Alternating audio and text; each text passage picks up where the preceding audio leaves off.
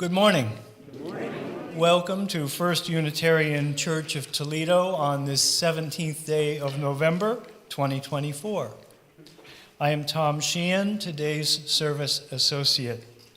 I'm here with Tim Barger, the Toledo Unitarian senior minister. Jeffrey Maxey, our music director, is on the piano, singing and conducting our First Unitarian choir. Ginny Gottman, our director of lifelong learning, will tell today's story, and the tech crew, back there, is led by our producer, director Walter McGee, Krista Schneider, the vice president of our board of trustees, is also controlling the cameras.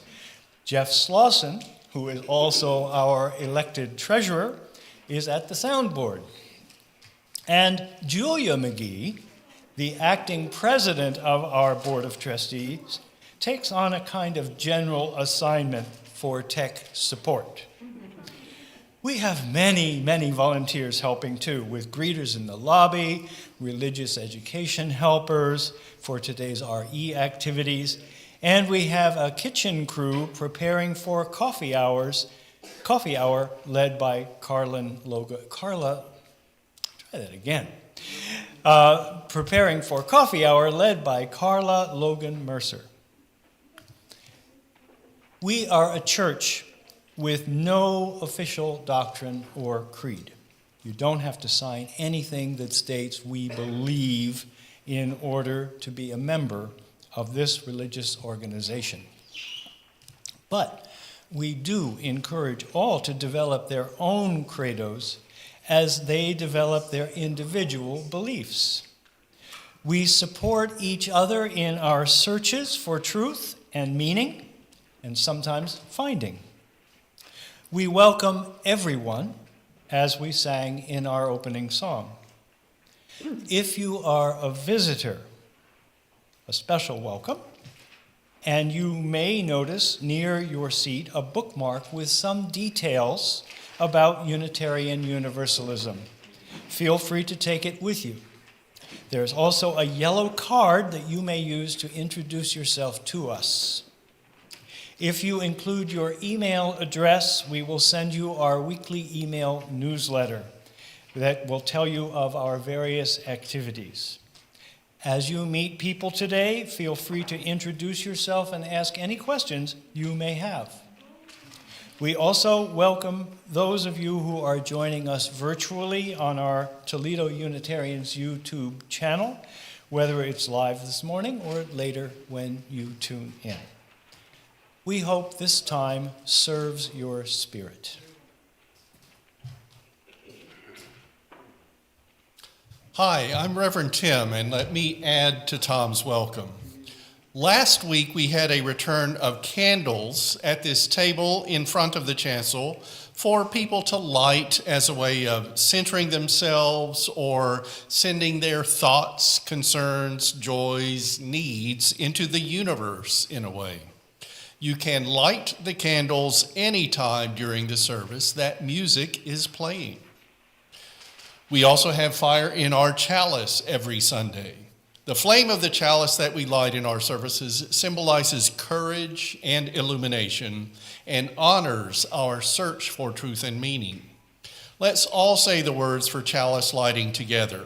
They're on the screen and in our order of service as Tom lights the flame. Our chalice has the spirit of Unitarian Universalism. We light it centered in love. May it glow with sacredness and shine for each and for all. And while we're reciting together, Tom will lead us in saying the covenant of our congregation. This is not a creed, but what we share with general agreement and what we as a religious community work toward.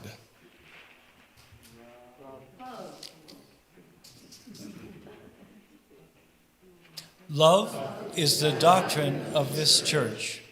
The quest for truth is its sacrament, and service is its prayer. This is our great covenant, to dwell together in peace, to seek the truth in love, and to help one another. As we look beyond ourselves into the world that we're a part of, there are concerns and there are joys. Reading the news raises concern among many of us, such as seeing the cabinet that the president-elect proposes to assemble, and many of us wondering how that will help to further the United States we want our nation to be. We're also concerned this time of year about people, with autumn bringing chilly weather. Are people cold and unable to find warmth? This being the beginning of holiday season, do people have ways to celebrate? And for some, even the ability to feast and be in good company. So many life changes, normal and extraordinary. How can we be of help to those in need? May we be compassionate to all, as we don't know what other people are going through. So treat one another well, giving dignity and compassion. And may we be glad for their celebrations and ours. We also have on our minds, in our hearts, and with our spirits, the fact that there is war in our world. There is disaster by nature and disaster caused by humans.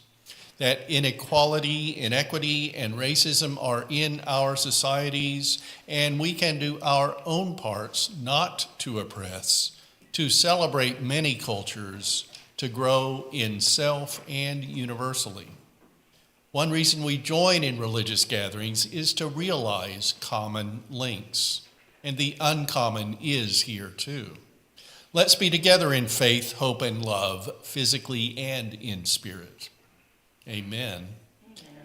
And now please join in our opening hymn, number 67, We Sing Now Together. For you who are willing and able, please stand.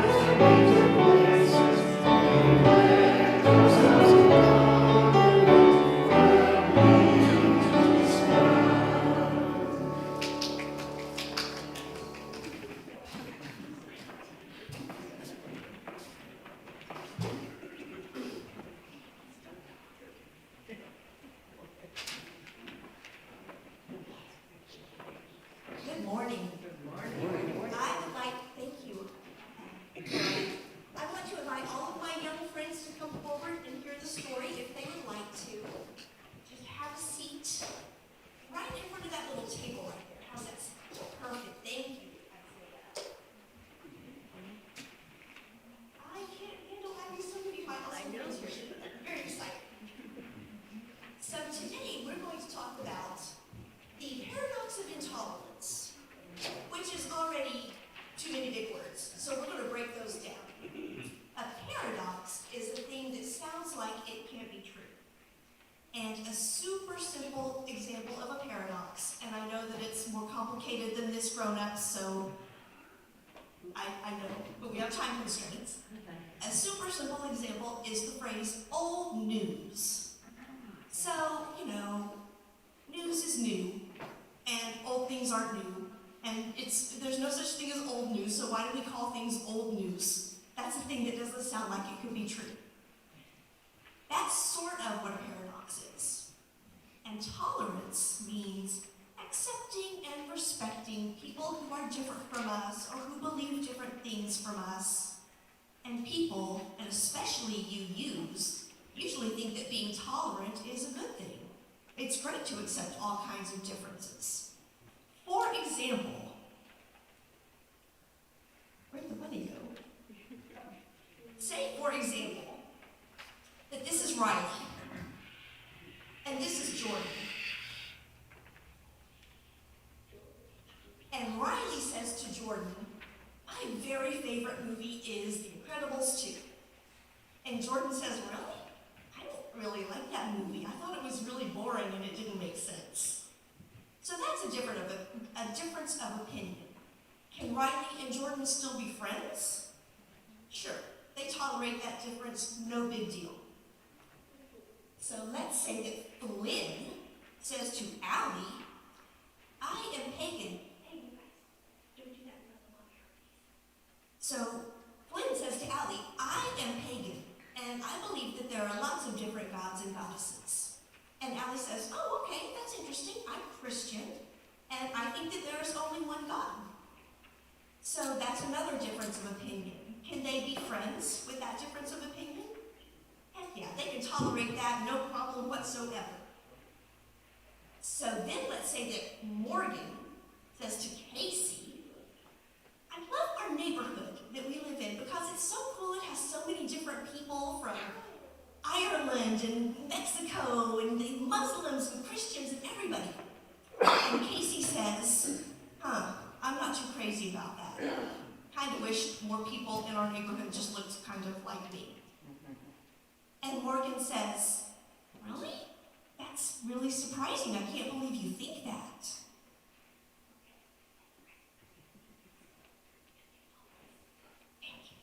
Can you be in charge of whoever that was, either Morgan or Casey? So Morgan says, really? I can't believe you think that. That's not okay. That's a terrible thing to think. And Casey says, you can't accept that I have a difference of opinion from you? You're being intolerant. And Morgan doesn't really want to be intolerant. So, does Casey have a point? Should Morgan tolerate this difference of opinion? No.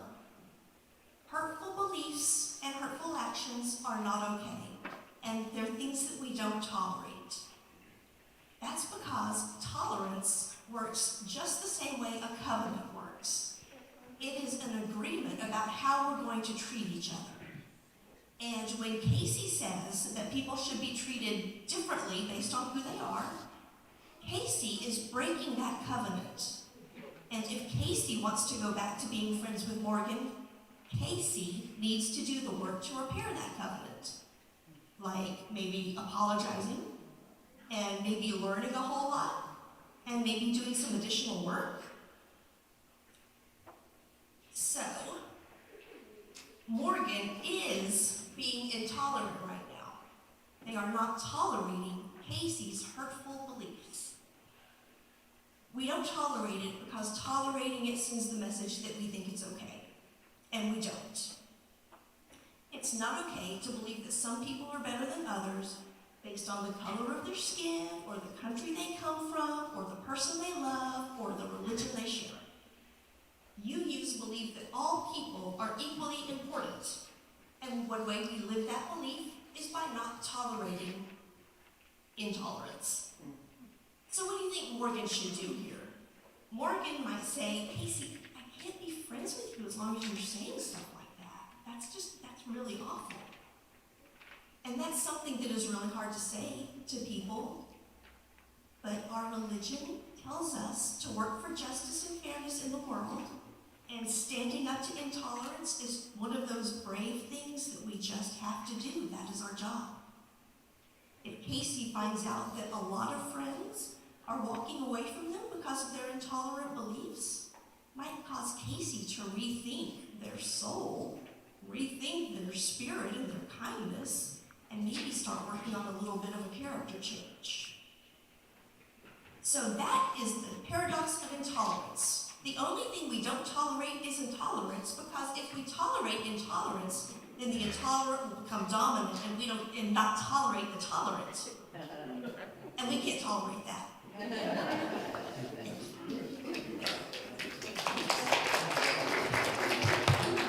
Let's sing for the children, as this is the time when they and their teachers and helpers leave for religious education.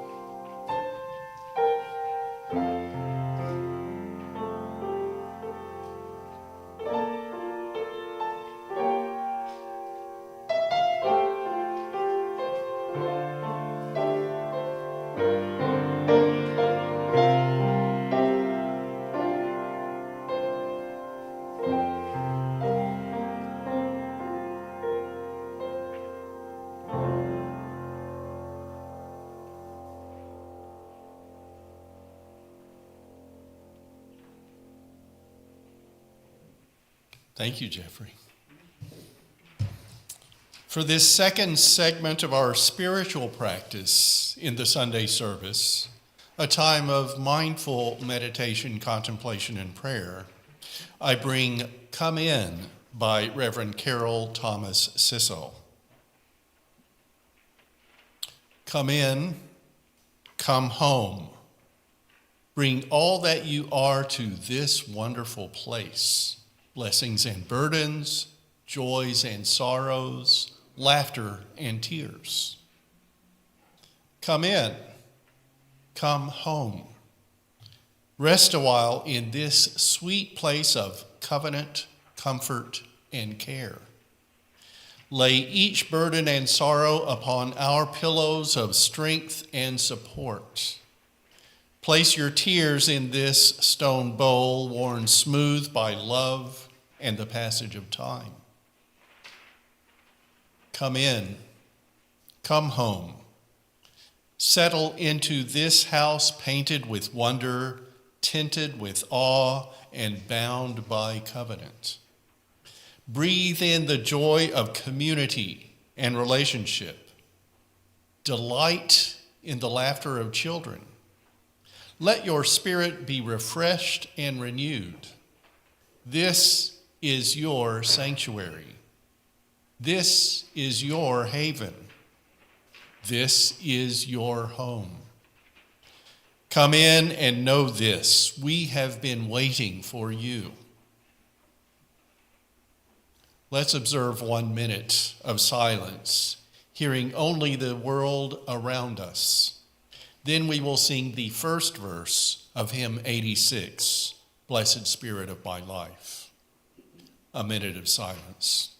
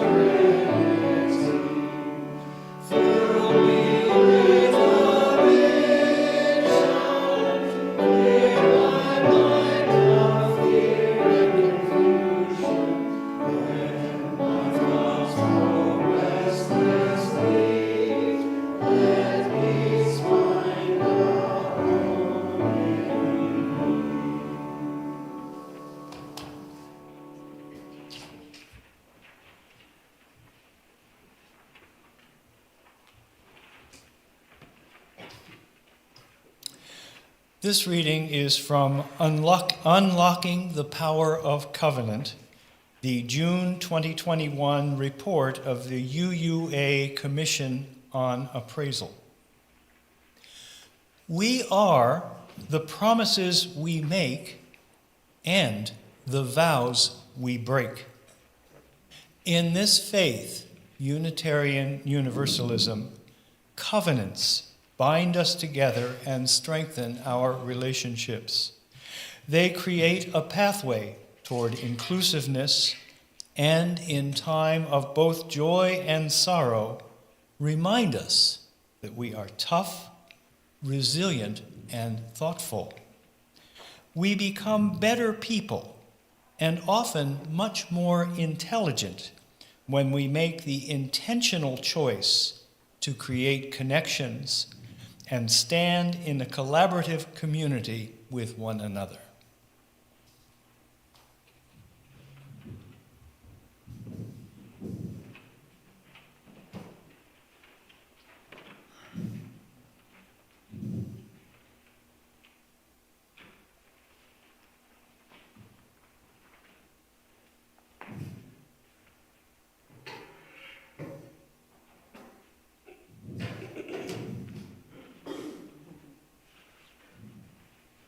Every Sunday at First Unitarian Church of Toledo, we recite the covenant of our congregation, as we did this morning. It's drawn from two covenants in our Unitarian Universalist history. Reverend James Villa Blake, in 1894, when he was the Unitarian minister in Evanston, Indiana, introduced this covenant. Love is the spirit of this church, and service its law. This is our great covenant, to dwell together in peace, to seek the truth in love, and to help one another. Reverend L. Griswold Williams, a Universalist minister in Marion, Ohio, in 1933, arranged this version. Love is the doctrine of this church. The quest of truth is its sacrament, and service is its prayer. To dwell together in peace, to seek knowledge in freedom, to serve human need, to the end that all souls shall grow into harmony with the divine. Thus do we covenant with each other and with God. Here in Toledo, for our congregational covenant, the first part is from the Williams covenant, except ours it says quest for truth instead of quest of truth. The second part is the middle part of the Blake covenant. I used Spirit, Truth, and Law as the title of today's talk because those are parts of the Blake and Williams covenants that don't quite match ours, and we use them slightly differently in our covenant. For us and Williams, love is the doctrine, while Blake said that love is the spirit. A truth phrase isn't in Blake's original, and Blake has service as the church's law, while Williams has service as the church's prayer. I wouldn't look at prayer and law in this context as a church and state separation aspect, but more in terms of religious history, going to Hebrew law and text, as in Moses' law being transcribed into Genesis, Exodus, Leviticus, Numbers, and Deuteronomy. I don't know when First Unitarian Church of Toledo started using this congregational covenant or how it came into our practice. Was it by meetings of members or a committee choosing how to express who we are? Did a minister introduce it and just keep it in the service week after week until it became a familiar segment of the Sunday service? And I kind of see Eva Slauson nodding her head to that. She knows some of our history. The answers to when and how don't really matter today. The question I raise is, does this fit our congregation now? It's comfortable. It's part of our weekly ritual, but is it foundational to the Toledo Unitarians? As basically the same covenant as recited in many Unitarian Universalist congregations on Sundays? Is it descriptive of Unitarian Universalism in general, rather than the humanist, pagan, world religions, and especially Unitarian Universalist aspects we value in our Northwest Ohio multi-faith circles that include no faith? If we and many other Unitarian Universalist churches say basically the same thing, does that bring a touch of creedalism into our church? Are the words that many congregations say the best fit to be First Unitarian Church of Toledo's Congregational covenant? It is descriptive of us to a large extent. And yes, some people have it memorized and really try their best to live by those words. Even so, though, are they our words? Might we make a covenant more fitting for us? This might be a good time to do so. In part, that's because there is greater emphasis on love in Unitarian Universalism, and we might bring that into our congregation's ways. With Article 2 of the Unitarian Universalist Association bylaws now revised into a system of values all centered on love, does it fit well enough for us to say that love is the doctrine of this church? Might we learn through developing a new covenant what love at the center can be? There's also the aspect of the Merriam-Webster definition of doctrine in the dictionary's first entry, pretty much stating that doctrine is a synonym for dogma. And we like to say that we're a church without dogma. Plus, we're using covenant words that are almost 100 years old, and one of them is much older than 100 years old. We might not let covenant words become sacrosanct. At our ingathering this year, I called 2024-25 our church's year of renewal, partially in hope that we could re-energize as a congregation after the intense time of COVID, which is still with us, and asking that we rededicate ourselves to making this a congregation that makes a difference through the way we live liberal religion. Might we weave in calendar year 2025 as a year of covenant? Toledo Unitarians, will you think about developing our own congregational covenant?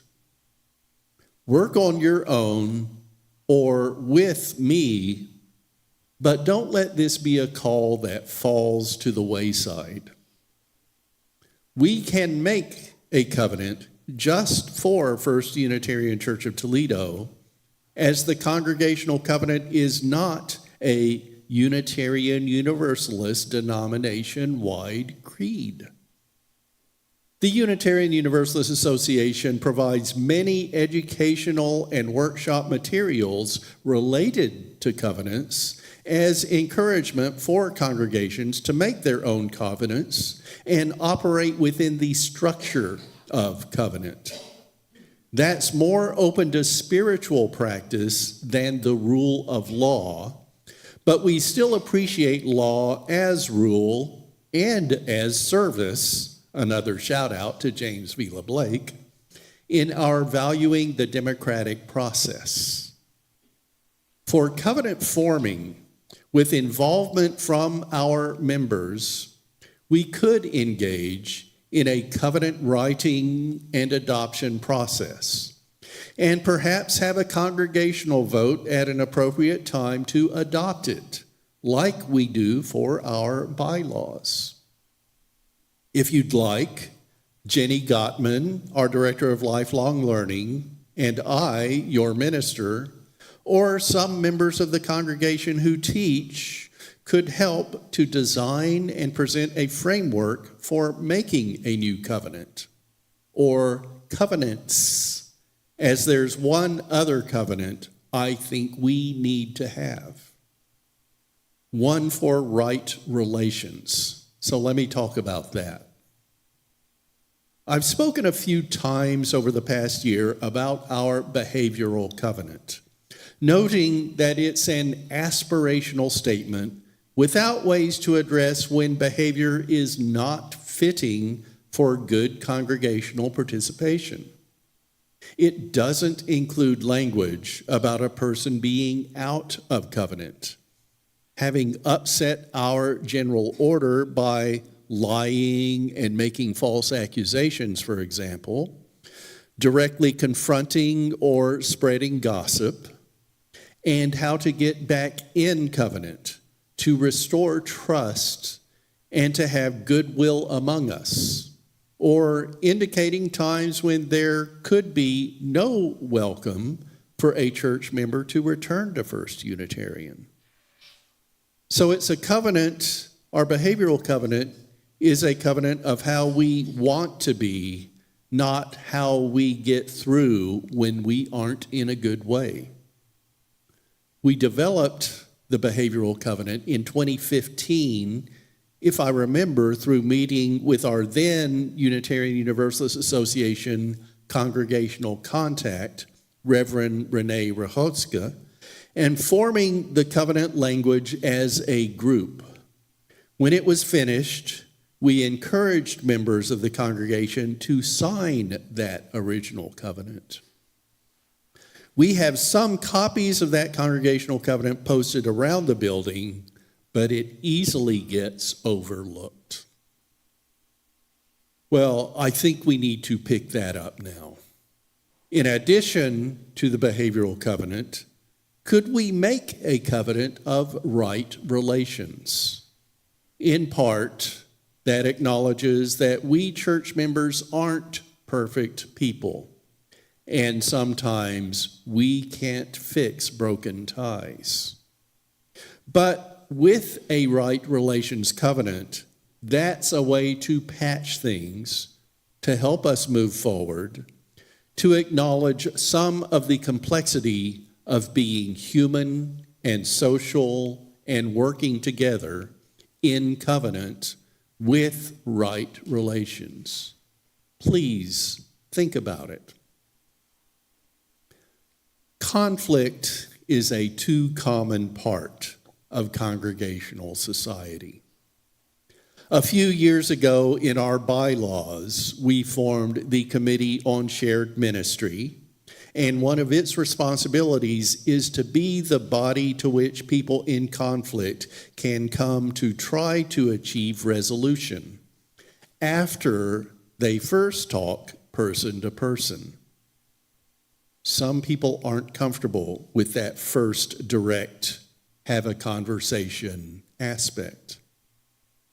Whether it's not wanting to speak for some reason, and yes, there are times when one of the people is the minister and the awkwardness of the relationship might be getting in the way for either the minister or the member, or speaking and the person not understanding, the Committee on Shared Ministry is a place to turn.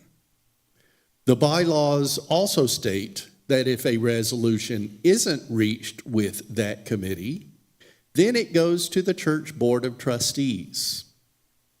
Special circumstances might mean that our Unitarian Universalist Association congregational contact is consulted to provide an outside the congregation aspect.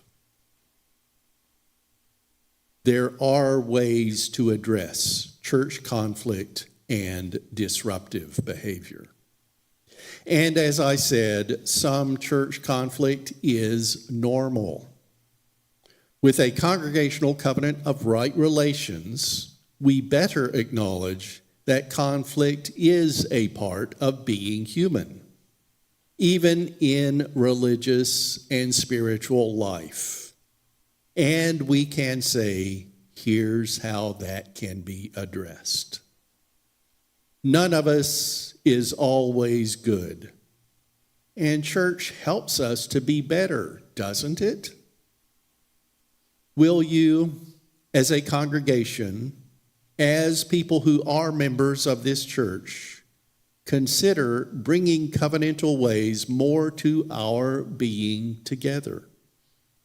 I can make the call to do this, but it doesn't work for me also to make the committees or to develop a covenant on my own and then say, this is yours. The month after I began my work as your called, settled, full-time minister, I gave a series of 3 sermons on covenant. I wanted to inspire us to use that sacred, that religious, that spiritual model to help First Unitarian Church of Toledo live its mission of fostering spiritual growth and compassionate action. And I think covenants have compassion at their core, and move to the realization of our vision to be a vibrant, inclusive spiritual community that achieves growth, visibility, and relevance. I preached that series in March 2017. In preparation for today's service and the ask I'm making to you about developing covenants, I slightly revised those sermons and, with the help of Walter and Julia McGee, recorded them as they were first given long before we started our YouTube channel. Those 3 sermons and today's talk will be online soon. Later today is the goal. I hope you'll watch them all. 7.5 years after that first series on covenant, and after many changes at First Unitarian and in the world, I'm asking us again to be a covenantal congregation. It really will help us to be a church people want to be a part of.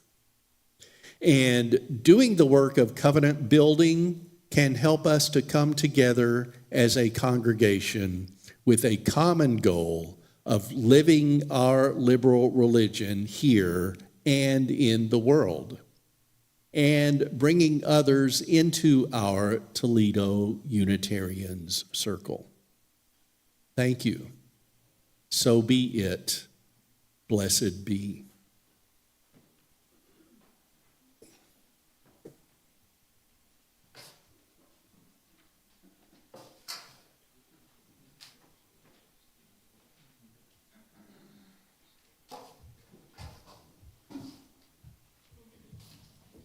Thank you, Tim.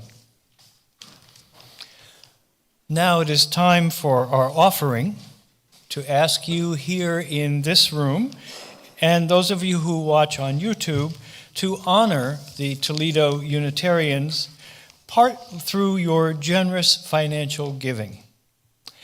On the screen, there are several ways to make your contribution. In the sanctuary, we will pass baskets. Terry is going to help with that. Thank you, Terry. I have these words from John Saxon. The light of our chalice would soon flicker and die without the oil that nourishes its flame. And just as this flame cannot burn without oil, this religious community cannot survive or thrive without the financial as well as personal support of its members and friends, the oil that keeps the flame of our liberal religious faith alive and fuels the shared mission and ministry of this fellowship. Let us now give freely and generously, an offering to sustain and strengthen our shared religious community, a community of memory, hope, faith, and love. For we are now the keepers of its flame that burns for justice, its dream of beloved community, its vision of a world made whole. While the baskets are going around, please rise in spirit, and if willing and able, in body, as we sing hymn number 404, What Gift Can We Bring?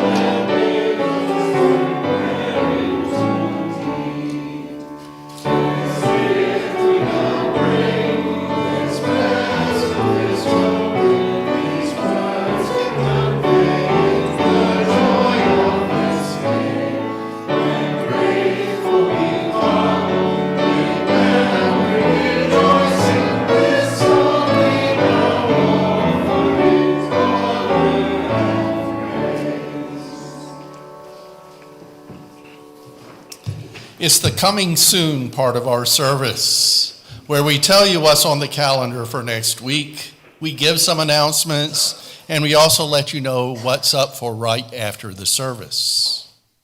Join us for Spiritual Forum at 9:45 on Sunday in Fellowship Hall for Holy and Hysterical Holiday Horrors. The winter holidays are upon us, and that can be a somewhat intense experience. Next Sunday, tell your stories. Whether they're profound, hilarious, or shocking, share yours, hear the tales of others, and learn, laugh, or commiserate. All are welcome. And then for next Sunday service at 11 a.m. here in the sanctuary and on our YouTube channel, David Strickler, who is our commissioned lay minister, will bring to the pulpit How I Value Transformation. Transformation is one of the Unitarian Universalist values, now part of our guiding document, Article 2 of the Unitarian Universalist Association bylaws. We'll hear David's approach to that value. Are you appreciating the First Unitarian Choir as much as I am? It's a lot of fun.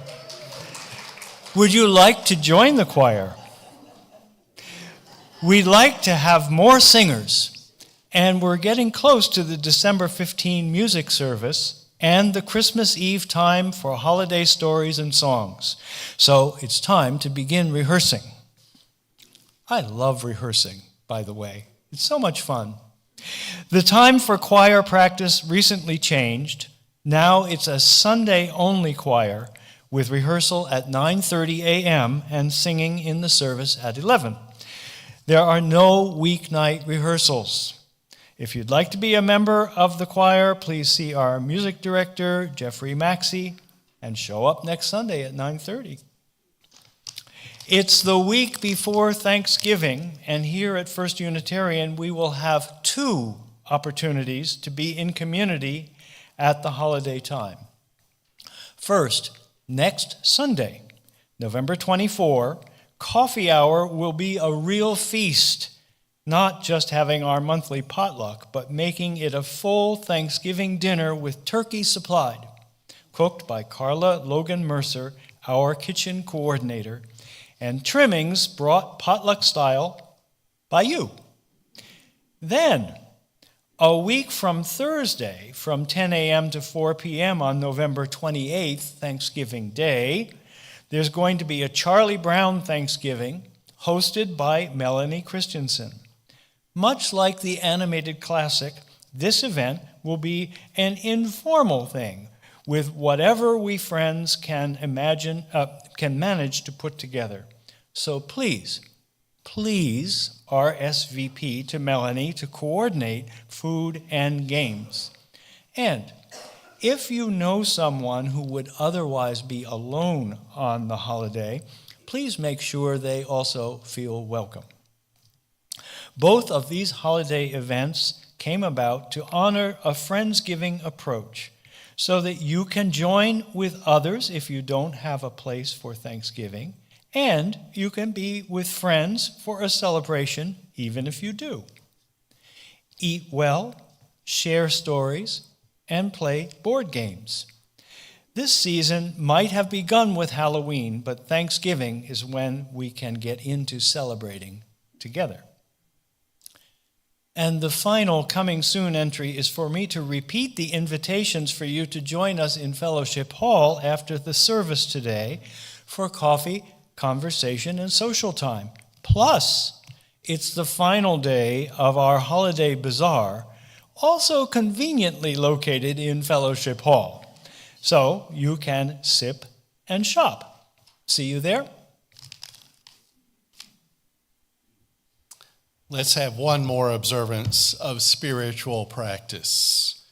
We have gone beyond ourselves with a pastoral time and turned within for meditation, contemplation, and prayer. And now, recognizing the Buddhist thread in our congregation, we will share a time of metta, having for and sending to all beings love, kindness, and compassion.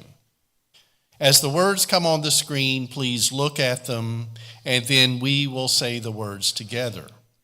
After that, as we prepare to extinguish the chalice, you have the time to repeat this to yourselves. Our metta spiritual practice. May I, may we, and may all beings be well, be happy, be peaceful, be safe, awaken to the light of our true nature, and be free. Please join me in saying our words for sending the flame while Tom extinguishes the chalice.